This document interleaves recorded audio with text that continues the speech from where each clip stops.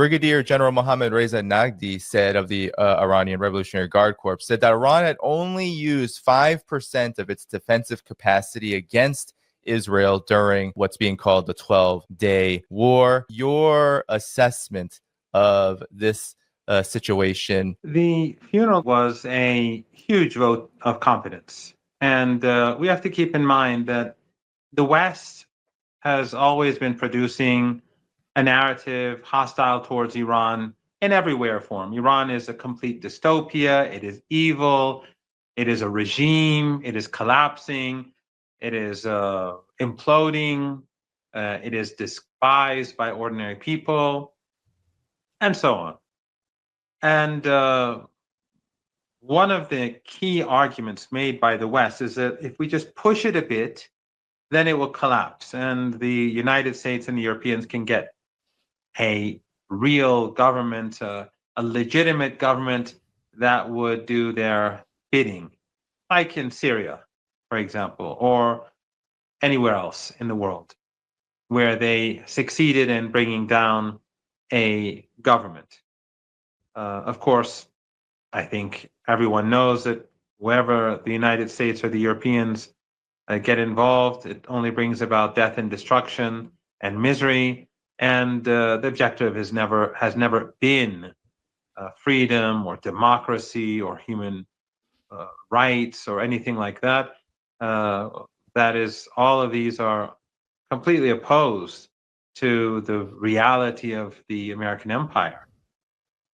Even at home, we are increasingly seeing how the media apparatus is being used to suppress opposition, to suppress support for the Palestinian people, to support a people that are being slaughtered on a daily basis outside of their own countries. Even that is no longer tolerated in the West. So I think it's that narrative, though, has been very important in the decision-making process in the West. And what we saw was the exact opposite. And it is somewhat similar to what we saw in Lebanon. If you recall, after the Israeli regime waged war on Lebanon and carried out a genocidal attack, slaughtering people across the country, destroying neighborhoods and pretending, the Western media along with it, pretending that these were Hezbollah strongholds or Hezbollah centers in order to justify the destruction of homes and the slaughter of innocent people.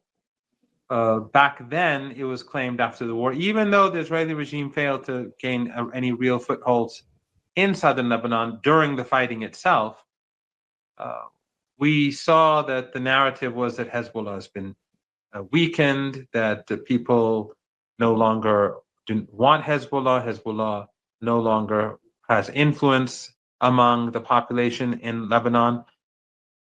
But the funeral that was held for Sayyid Hassan Nasrallah and Sayyid Hashim Safieddin was massive, and that was it boosted the morale of supporters of resistance, not just across Lebanon but across the world. And then we saw how Hezbollah and its allies won the local elections throughout the country wherever they had candidates. Here in Iran, the same is true, although the narrative has even been more harsh and more long-lasting. And I think the funeral was a very important turning point in the narrative, because people across the world saw how the West was lying. Of course, the West will never admit it, that the Islamic Republic of Iran has popular support. We saw the BBC journalist in Tehran, Lise Desset, go into some side street with where there was no crowd and speak about and give her a take on the situation. In other words, she was trying to hide the population from public view. Or the BBC or the CNN reporter who said that there were thousands of participants. I think I did a number of tweets showing bits and pieces of the population, and it was clearly over 1 million. Anyone who knows just Azadi Street, from Engelab Square to Azadi Square, just that itself is more than enough to fill a number of national stadiums full of people. The population was definitely over 1 million, but again, that's not relevant to and it was very, very warm, and it took me. It was very difficult getting back, participating, especially for people who brought their kids and families. But they all took the time, and despite the difficulties, to participate, and the turnout was stunning. And even though the West tries to hide this population and the magnificent turnout, but I think Iranians and many people across the region and many people beyond the region recognize that these Western narratives are utterly false. So I think that was an important event, like the event in Lebanon and Beirut that we saw a while back. Also, I would say that, so in response to the second part of your question, we have to, and this is something that I think your viewers should keep in mind. The Israeli regime is not Ukraine. The Americans and the Europeans give to the Israeli regime what the Ukrainian regime would only dream of. They give them everything that they have, and they add their own soldiers and their own ships and their own navies and their own air forces to help the Israelis. And then you have radar stations across the region in Turkey, in Qatar, in the Emirates, and in Bahrain, and the airspace of Jordan that's out there. In other words, regional regimes, even those that pretend to be supporters of the Palestinian cause, they're all a part of this joint NATO effort to help the Israeli regime win against Iran and to prevent Iran from striking back. We have to take all of this into consideration. So even when we saw that even air defense systems that were destined to Ukraine, for Ukraine, and supposed to go, they withdrew them and sent them to Palestine in order to help Israel. In other words, the Ukrainians, after well over 3 years of war, despite making huge sacrifices for their overlords in Washington, they were immediately dumped for the sake of the Zionist regime when the Zionist regime needed extra air defense weapons. So this is what Iran was standing up against, the full force of the empire.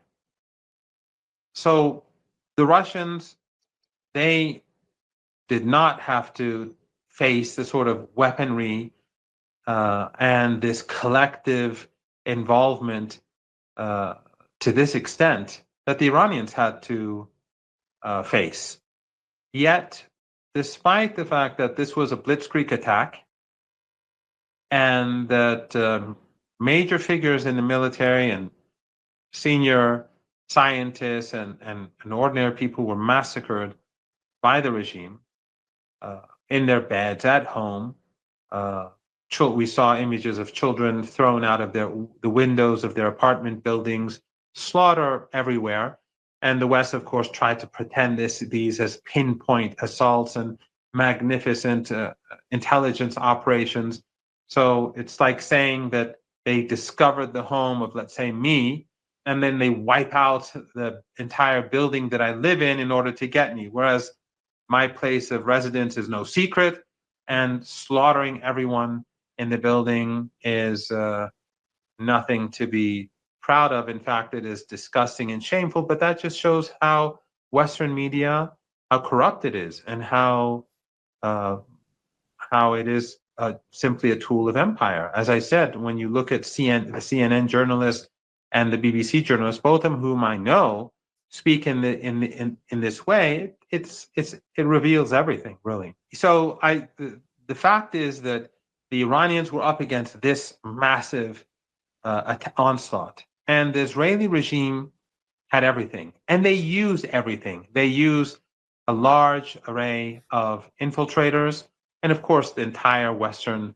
the intelligence community of the West is involved. All these Western countries, just like in Lebanon, they're involved in infiltration in Iran through neighboring countries from inside the country. So they had a large network of collaborators in Iran, carrying out espionage and also carrying out attacks. They had the most advanced weapons, and they used everything that they had in this sudden attack. Despite that, after the Iranians had lost many of their senior commanders, most of their senior commanders in the guards, they struck back. And within a couple of days, the tide turned. And ultimately, the reason for Trump's involvement was because the Israeli regime was losing. And even after his involvement, things got worse, as Trump himself admitted, and as Bannon stated, that the Israeli regime was on the ropes. So I would say that this was a huge success for Iran. However, we have to keep in mind that Iran has not used a lot of its weapon systems. Iran has kept many things for a rainy day or for a more important fight. And especially its assets in the Persian Gulf have been untouched, those assets that would be used against the United States, but also key assets and missiles and weapons that can be used against the Israeli regime have not yet been used, whereas the Israelis gave it everything they had. So while I expect another attack from the Israeli regime, and while I expect Western regimes to endorse such aggression again and again and again, wherever it's carried out, I think that next time around, the Iranians are going to be much more tough with the regime, and they're going to give out much more punishment. Now, some say, why should Iran wait for the regime to attack? There's a good argument to make for that. Of course, when the regime carries out these unprovoked attacks, they have a certain advantage.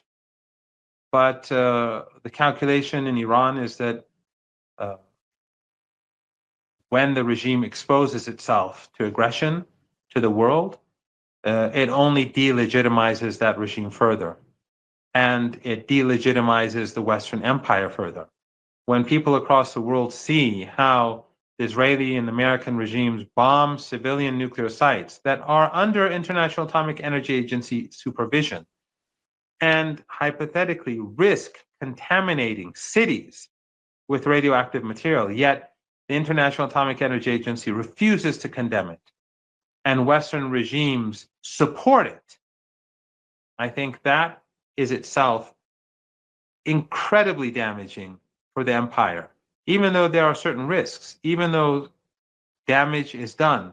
But I think that today it's universally acknowledged that people across the world see Iran as the moral actor and the Israeli regime as immoral and the empire as immoral. Today we see that all the narratives that were built against Iran for over 45 years by the West and these oil and Arab gas rich Arab dictatorships in the Persian Gulf region through their huge networks of media and propaganda, Qatar, Saudi Arabia, the Emirates, and so on, all of these have collapsed. And those regimes that pretended to be supporters, or those politicians who pretended to be supporters of the Palestinian people, yet collaborated with the Israeli regime, all of them have been exposed. And the axis of resistance has been revealed to everyone across the global south, in the region and beyond, as the real moral actors.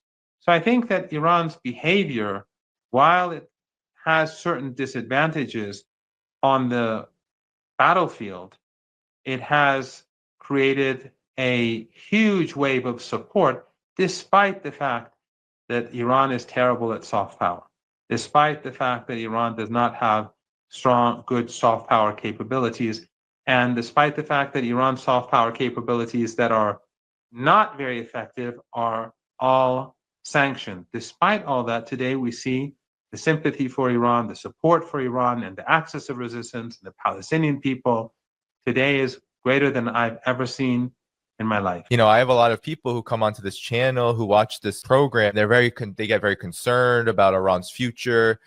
Some people even claim that Iran was exposed and very vulnerable. What's your take on the situation in the context now that we are days, weeks now moving into a week plus into this so-called ceasefire of this, what many Iranians are saying are a big victory over Israel? Well, I think it's important to acknowledge that we have a ruthless and very, very powerful adversary.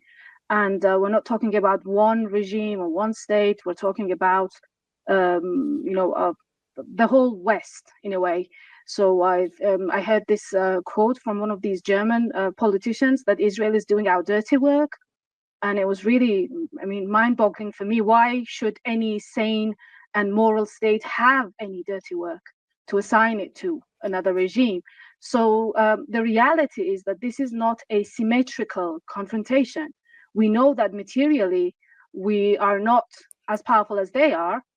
But the important point is that when you have values, real ones, not the ones that you boast about, just, to use them as tools to subjugate other people, when you really have values and when you really have morals and you stand up for them, that will determine the fate of the conflict.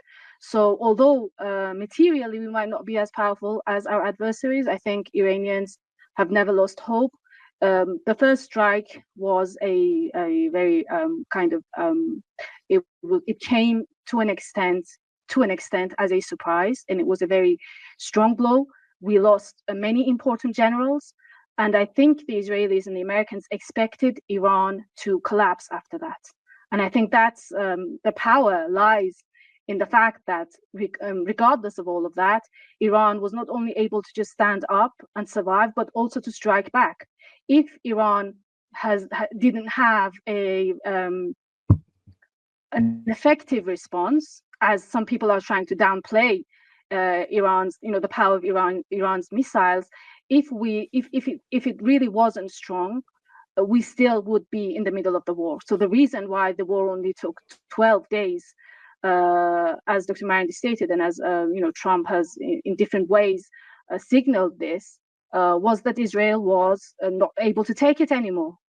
So I think that's very important to consider.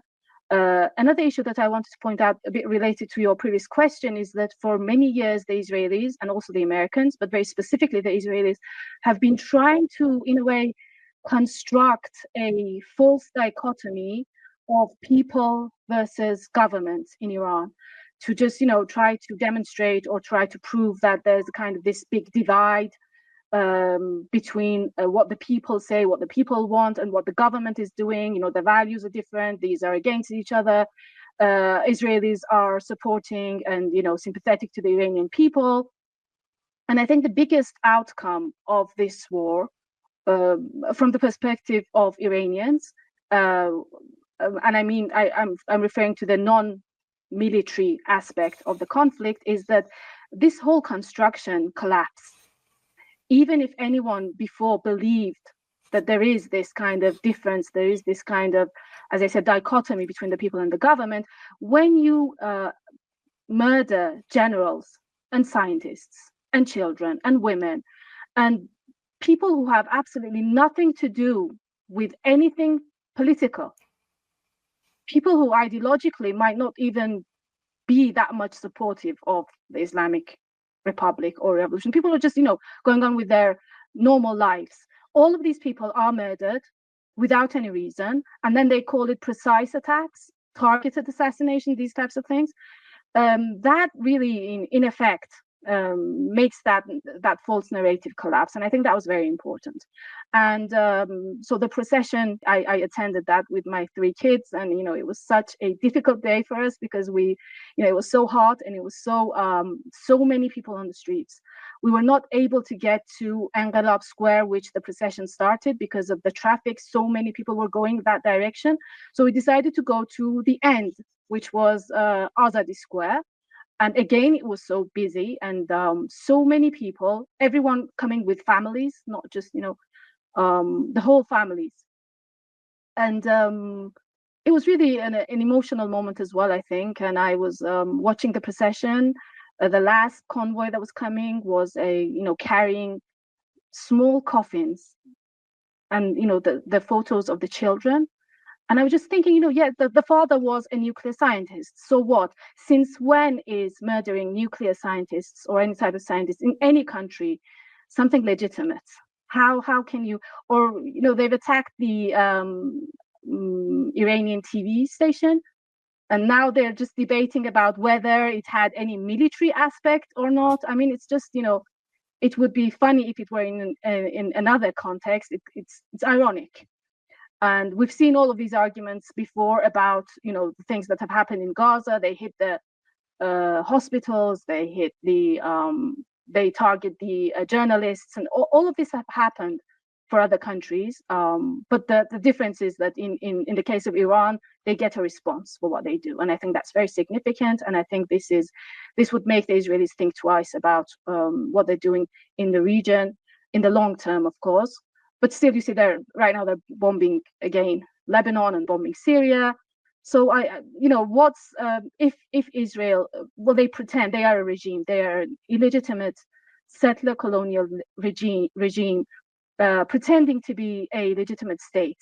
But what kind of a legitimate state attacks all its neighbors and goes on to attack the countries that are not even its neighbors? They don't share any borders with it.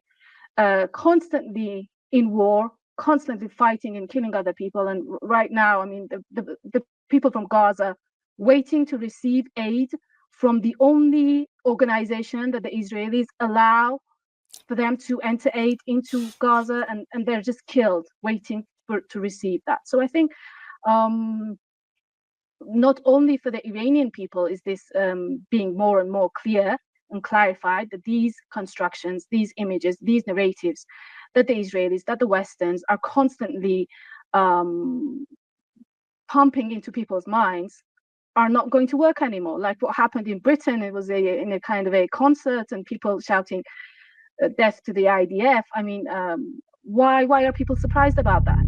It's only natural, I think.